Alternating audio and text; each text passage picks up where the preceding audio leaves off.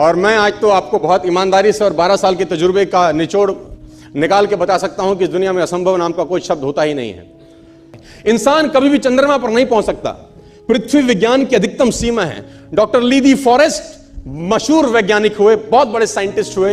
एक स्टेटमेंट इन्होंने पास किया 1955 के अंदर, 1955 ही पास द स्टेटमेंट कि इंसान कभी भी चंद्रमा पर नहीं पहुंच पाएगा। It is impossible for a human being to cross Indian globe, earth globe. और पृथ्वी विज्ञान की अधिकतम सीमा है, लेकिन किसी बैरन ने इस बात सुना नहीं और पहुंच गया एक आदमी अपना बस्ता उठा के, जिसका नाम था इन 1969।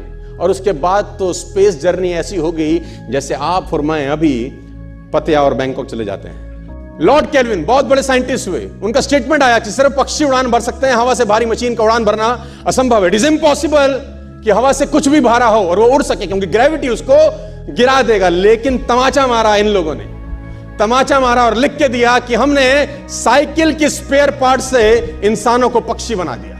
साइकिल के स्पेयर पार्ट से इंसानों को पक्षी बना दिया। 16 साल लगे राइट ब्रदर्स को जहाज का निर्माण करने में, लेकिन इन लोगों ने उसकी बात नहीं सुनी कि जो कहते थे कि वायु का सिद्धांत तुम्हारे विपरीत है। यह बात भंवरे को कही जाती थी कि भंवरा वायु के सिद्धांत के कारण कभी जीवन मोड़ नहीं सकता, क्योंकि उसके पंख उसके शरीर से हल्के रहते हैं। लेकिन भंवरा साला किसी स्कूल में गया नहीं आज तक। माई doctor told me I will never walk again. मेरे डॉक्टर ने मुझे कहा कि तुम कभी चल नहीं सकोगी।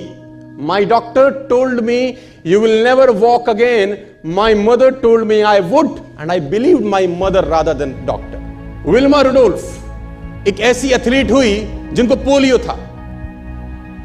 था जिनको डॉक्टर ने कहा तू चल नहीं सकती, मां ने कहा तू चल सकती है। उसने कहा मैंने डॉक्टर की बात नहीं मानी, मैंने अपनी मां की बात मानी। 3 ओलंपिक गोल्ड मेडल जीती है लड़की, 3 ओलंपिक गोल्ड मेडल, जिसको डॉक्टर कह रहा है कि तू चल।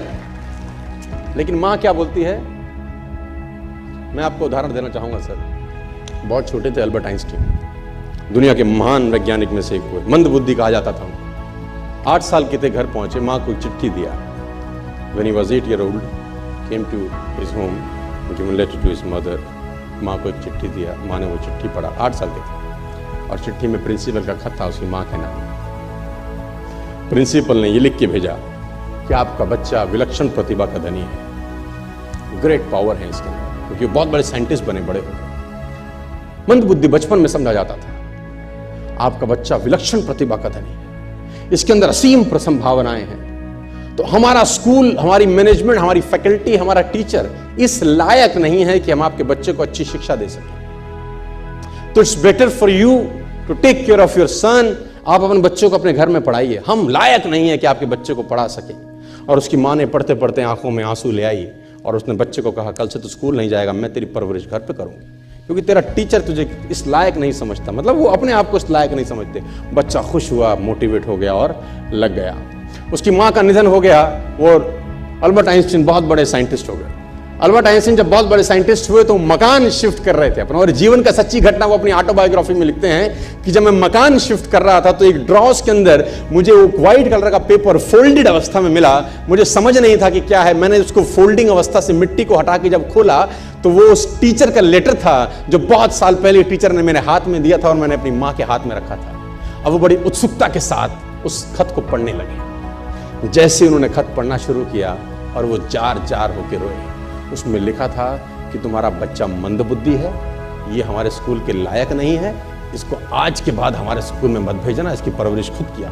मां ने उल्टा पढ़ा, मां ने उल्टा पढ़ा कि नहीं, ऐसा नहीं है, तू सब कुछ कर सकता है, तेरे हाथ पास पावर है, तेरे में प्रतिभा है, यू कैन डू वंडर्स। दोस्तों, इस दुनिया में किसी की बात मत सुनना। नेवर एवर बिलीव एनीबॉडी कि जो तुमको बोले कि तू नहीं कर सकता, कान पे मारना, बोला साले तू नहीं कर सकता, हम करेंगे।